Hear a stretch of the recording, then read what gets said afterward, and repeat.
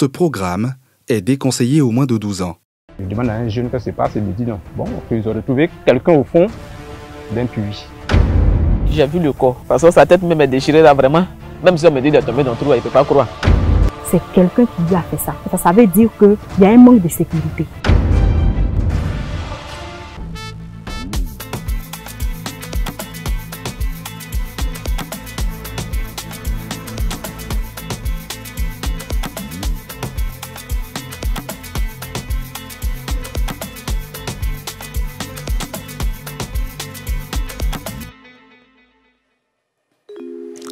Suicide ou assassinat? La question taraude les esprits à Zébizékou, dans la sous-préfecture de Ouragayo, et c'est à juste titre.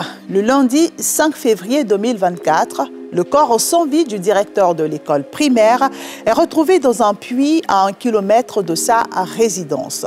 Lauré Dagou David, chef de famille, est sorti de sa maison à 4 heures du matin pour se soulager. Mais il n'est plus revenu.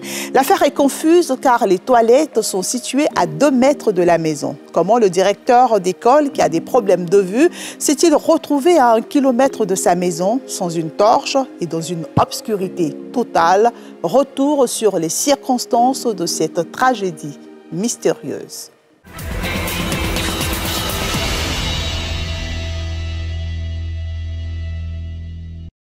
Des toilettes externes de sa résidence où il est allé se soulager à 4 heures du matin, Lauré Dagou David, directeur de l'école de Zébizékou 1, est retrouvé mort le lendemain dans un puits de près de 10 mètres, situé à 1 kilomètre à la lisière du village. Si certains évoquent un probable suicide consécutif à une dépression, plusieurs indices orientent vers un meurtre, ce qui signifierait qu'un ou des criminels rôdent dans les environs. Quelqu'un en voulait-il au directeur d'école, établi dans ce village depuis plus de 20 ans? Le rapport entre enseignant et lui, vraiment, tout passe bien. Il n'a jamais eu de soucis entre nous. Monsieur Lauré Dagou David, c'est un monsieur qui est très gentil, travailleur. C'est quelqu'un qui a vécu depuis plus de 20 ans dans le village. Et il était venu avec sa première femme et quand elle est décédée, il a fait enterrer ici pour dire que, bon, ses parents voudraient désormais faire partie de votre communauté. Donc on l'a adopté comme fils du village. Après son deuil, il est marié à une fille du village. Au crépuscule de sa carrière d'enseignant, le directeur d'école fourmille de projets pour humer l'air d'une nouvelle vie.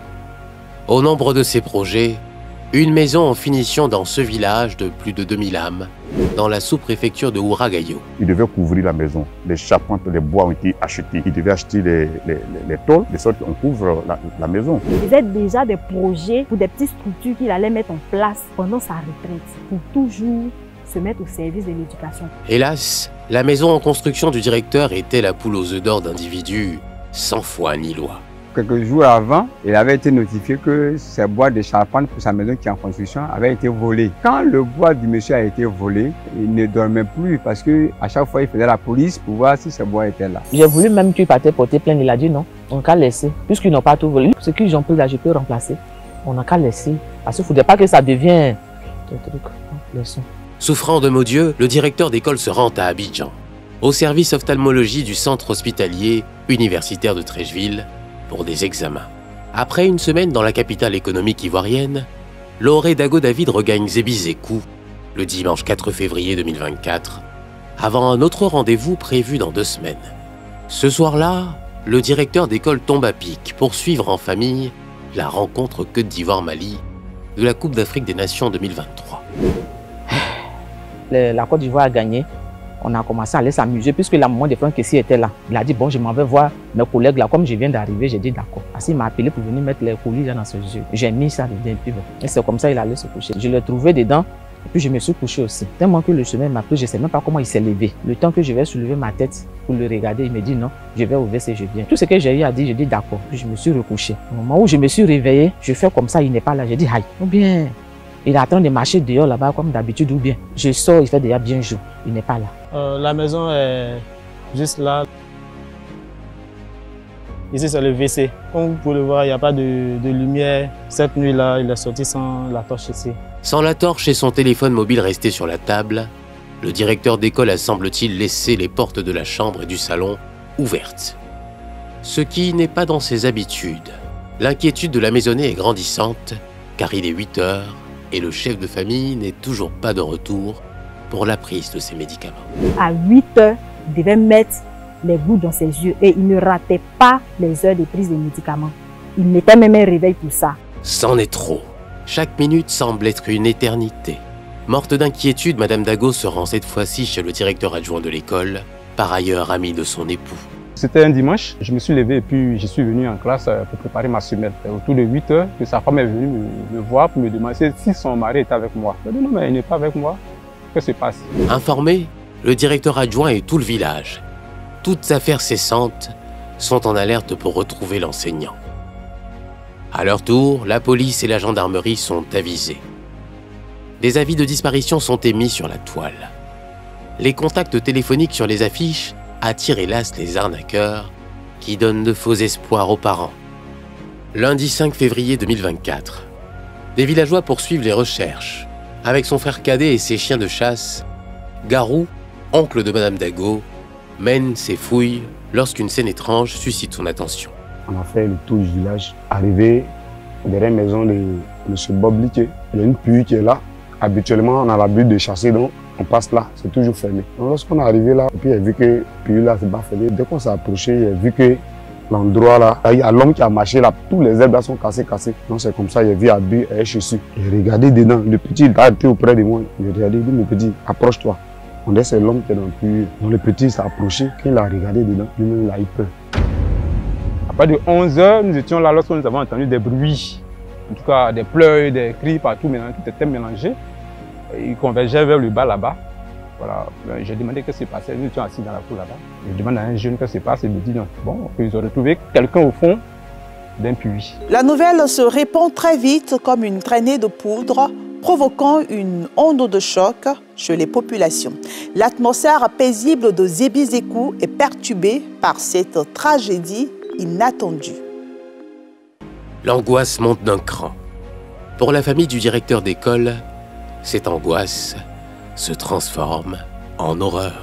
Les gens commencent à pleurer, ça crie. Je dis, ça peut pas être ce que je crois là. Ça peut pas être lui. Et les filles ont commencé à crier son nom. Ah, là. Je n'ai pas pu supporter ça.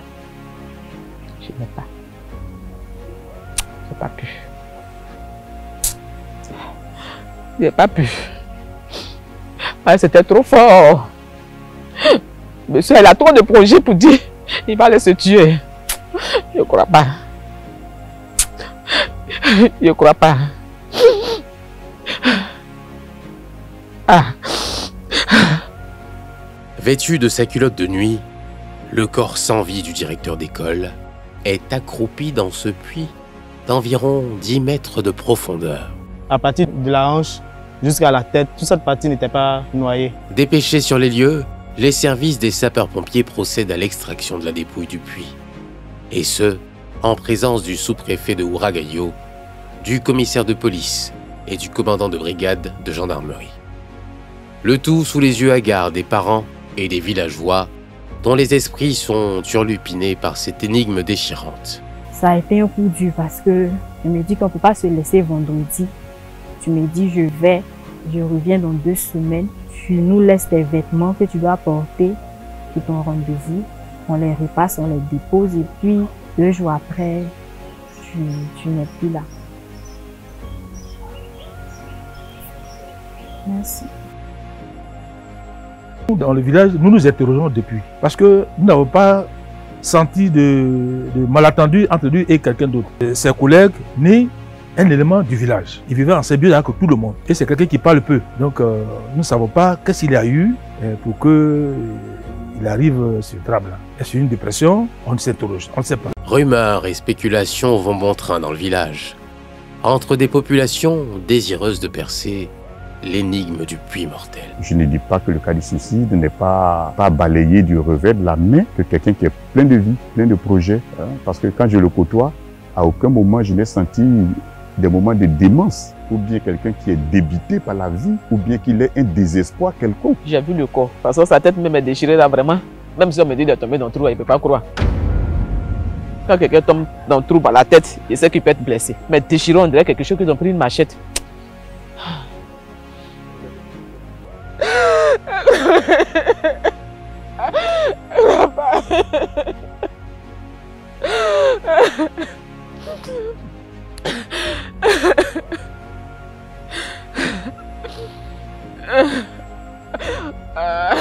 Moi, je ne vois pas d'indice pouvant peut-être expliquer que c'est un suicide. Quelqu'un qui va dans les toilettes, que nous avons vu qui est à moins de 5 mètres de chez lui, qui se retrouve à plus d'1 kilomètre, aller à la lisière du village, mais quelque chose ne va pas. La thèse de l'assassinat est enrichie et fécondée par le certificat de cause de mort.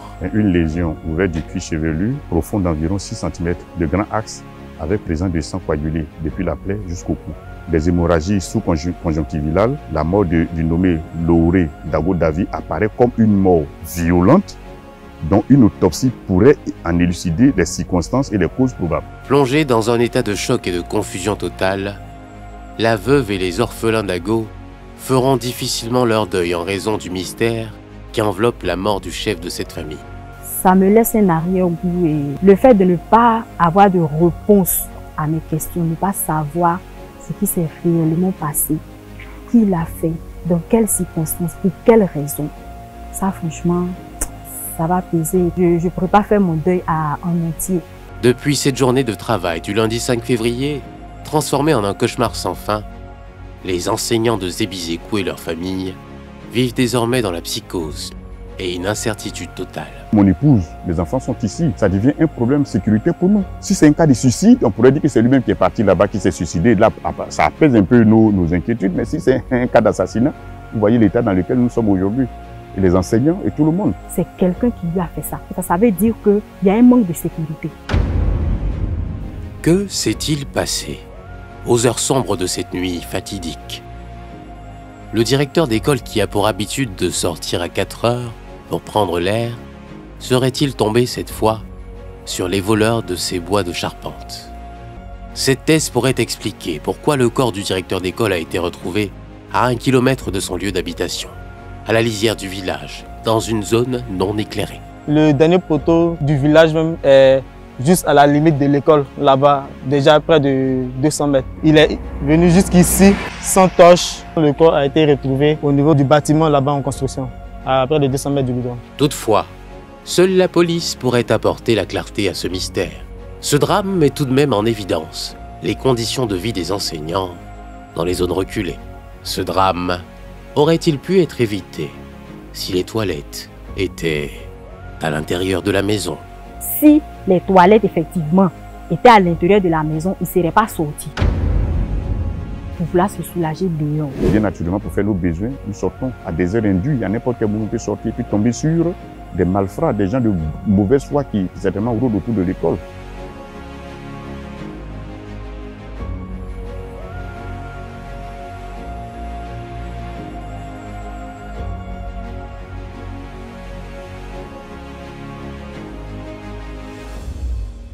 Originaire de Sassandra, Lauré Dago David a décidé de s'établir depuis plus de 20 ans dans le village de Zébizékou qu'il avait adopté. Il envisageait d'y prendre sa retraite, mais le destin en a décidé autrement. Son village de fonction et de cœur est devenu sa dernière demeure car il y a été inhumé le samedi 9 mars 2024. Après ce coup de massue, le feu de la colère et de l'amertume couve toujours du côté de l'épouse et des enfants. Ils sont convaincus qu'il a été assassiné. L'idylle entre le village d'accueil et les enfants d'Ago risque d'être définitivement rompue en raison du mystère de la disparition tragique de leur père. Ils attendent toujours les résultats de l'enquête de la police pour faire définitivement leur deuil. Bonsoir.